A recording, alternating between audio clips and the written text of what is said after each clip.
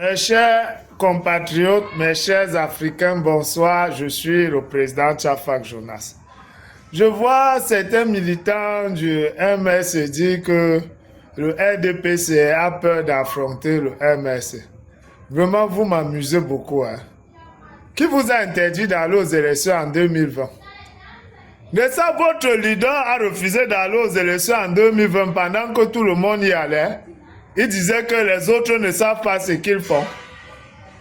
Qui vous a interdit? Et vous-même, vous avez refusé d'y aller.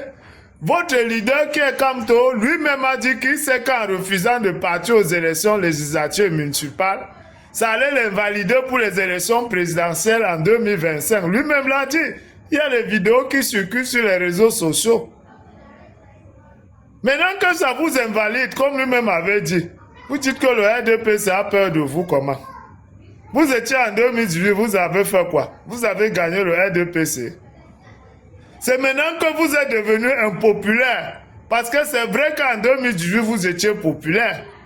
Mais en 2025, vous êtes devenu impopulaire, où il y a même une fatwa qui a été lancée contre tous les militants du MSC et son directoire, y compris Kamto, par le vrai peuple. La fatwa a été lancée par le vrai peuple. C'est maintenant que vous dites que le RDPC a peur de vous. Vous pouvez faire quoi? Quand les Jamens sont partis, quand les Ndoki sont partis de votre parti, les maillons forts, quand les Paul-Éric King et les Penda Koka, tous ces grands leaders emblématiques vous ont lâché. Même Wa Cameroun, qui est un grand activiste, parle contre vous. Même Calibro n'est plus avec vous. Tout le monde vous a lâché. Est-ce que la mobilisation, il y a quelle mobilisation en 2025 derrière Kamto? En 2018, tous les influenceurs en Europe étaient avec Kamto. Kamto est fini. C'est quand quelqu'un est fini qu'on aura peur de lui. Après 2018, les élections de 2018, là, on a vu votre vrai visage. On a vu comment vous avez cotisé l'argent à Mondo Vision pour acheter les armes, pour envoyer ici, pour qu'on s'entretue. On a vu comment vous avez cassé nos ambassades.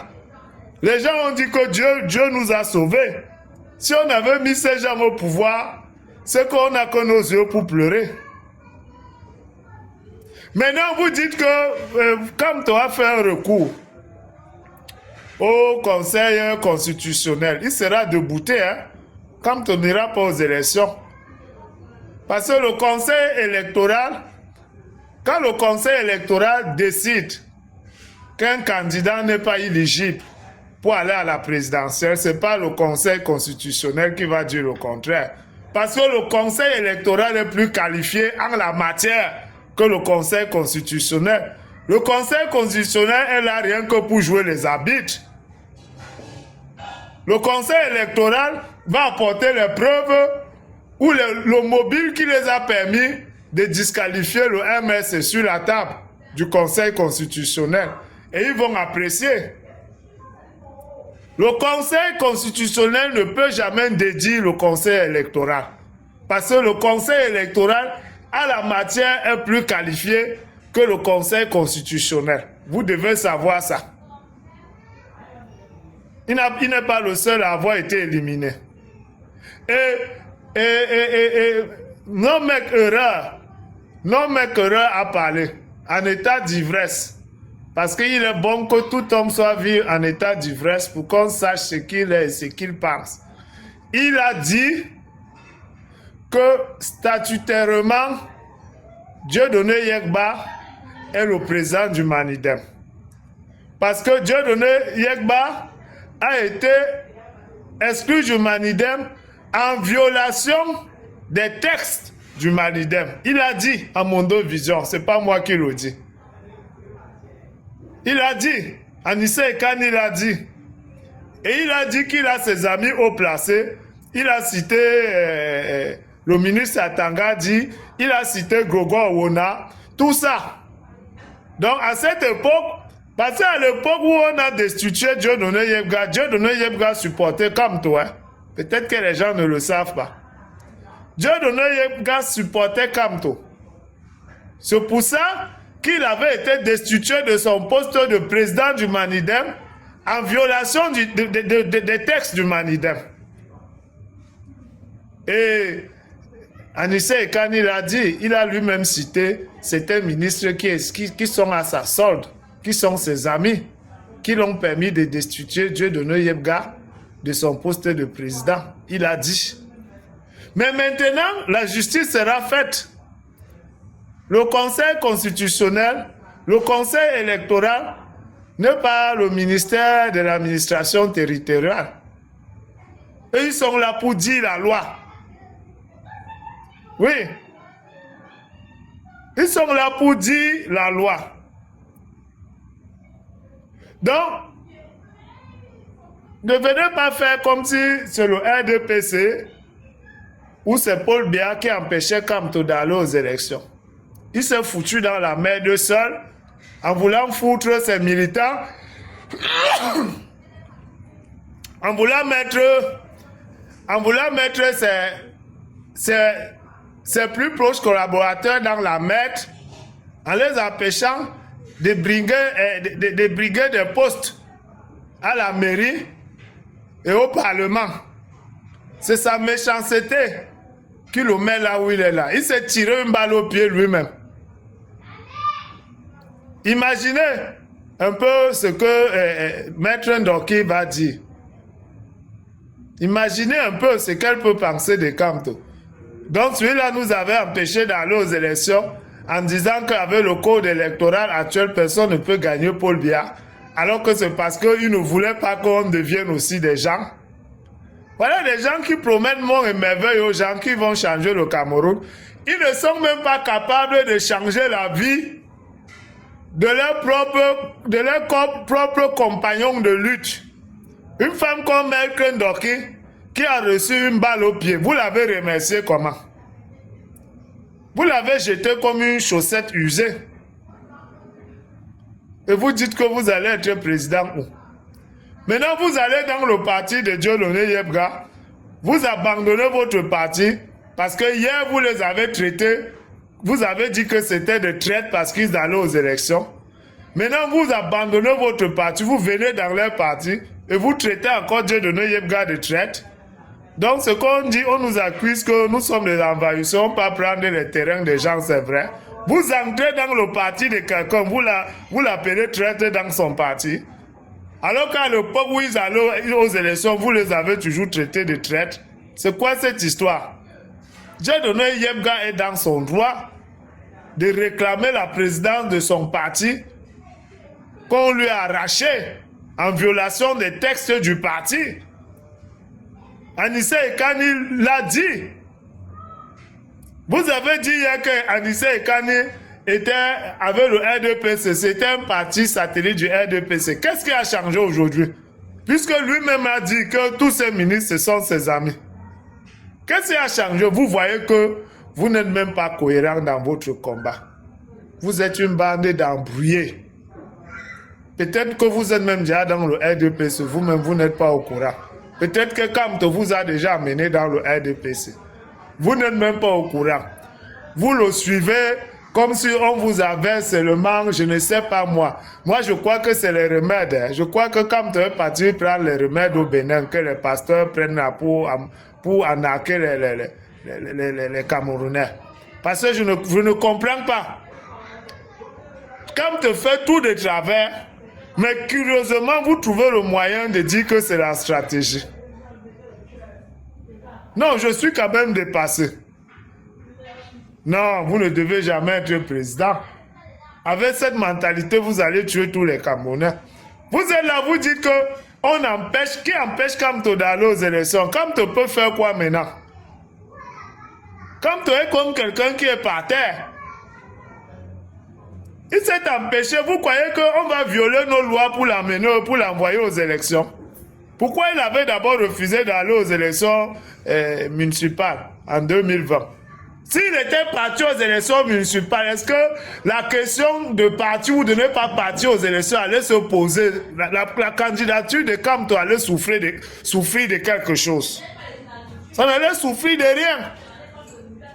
Vous n'avez que Vous devez vous en prendre à votre leader qui fait tout pour tuer vos 6 milliards.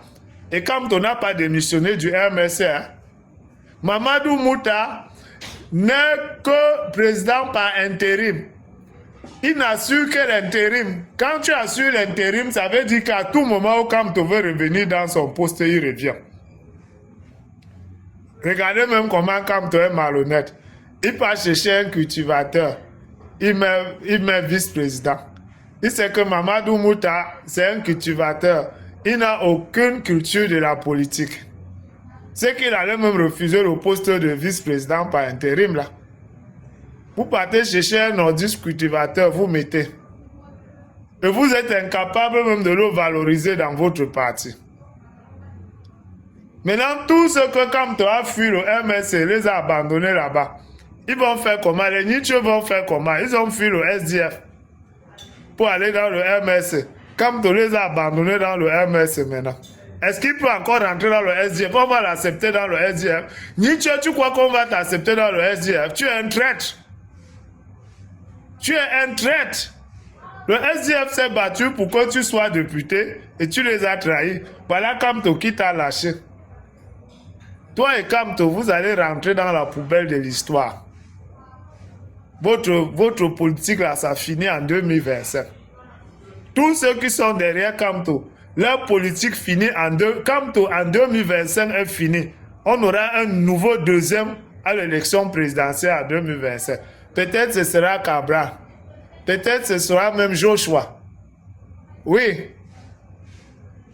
Donc en 2025, on va reconfigurer le visage de l'opposition.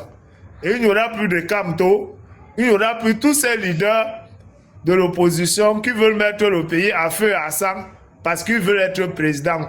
Kamto ne veut pas le changement, il veut le pouvoir. S'il veut le changement, il y a plein de partis là, non?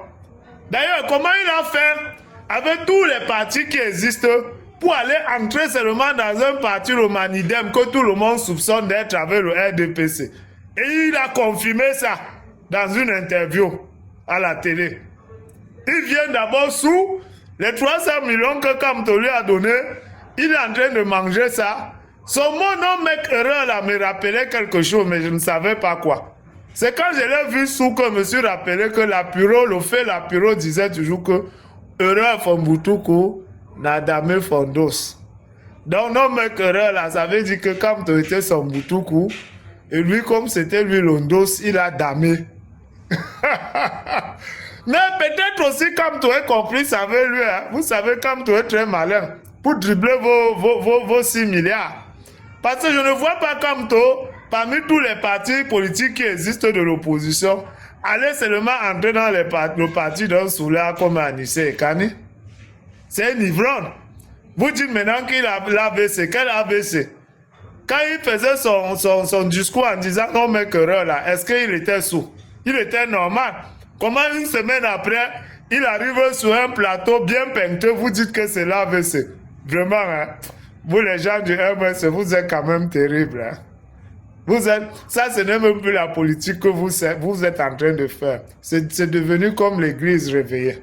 Vous êtes même plus des militants, vous êtes des fidèles d'une église réveillée. Et moi je crois que si Kamto avait fait dans l'église, même Kangouka est petit. Parce que je crois que les remèdes que les Kangouka ont pris au Bénin pour charmer les militants, pour charmer les fidèles, Kamto a pris le même remède pour charmer ses militants. Parce que ces militants sont comme s'ils sont drogués. La réalité est là. Vous ne voyez pas. Votre leader n'a aucune intelligence politique. L'intelligence est compartimentée. Hein? Il y a l'intelligence financière, l'intelligence politique. Tu vas beau être intellectuel, tu arrives dans un chantier, tu vois un maçon qui n'a même pas le CEP. Mais l'intelligence qu'il développe pour trouver des solutions à des problèmes là sur son chantier, toi-même tu es surpris. Toi, avec tous tes diplômes, tu ne peux pas développer cette intelligence. En politique, Kamto, c'est un illettré. Kamto n'a aucune intelligence politique. Et c'est ça que vous confondez. Même endroit là, il a quelle intelligence. Kamto a gagné quel procès, on a vu. Kamto a déjà gagné quel procès, on a vu. On l'a chassé en Guinée ici là comme un malpropre. Il a gagné quel procès. Vous allez me parler du truc du Cameroun où il y avait 200 personnes, c'est Paul Biya qui pilotait ça. Il a gagné quel procès. Kamto, c'est un raté dans la vie. C'est un loser. Et le voilà, il n'ira pas aux élections. N'importe quoi.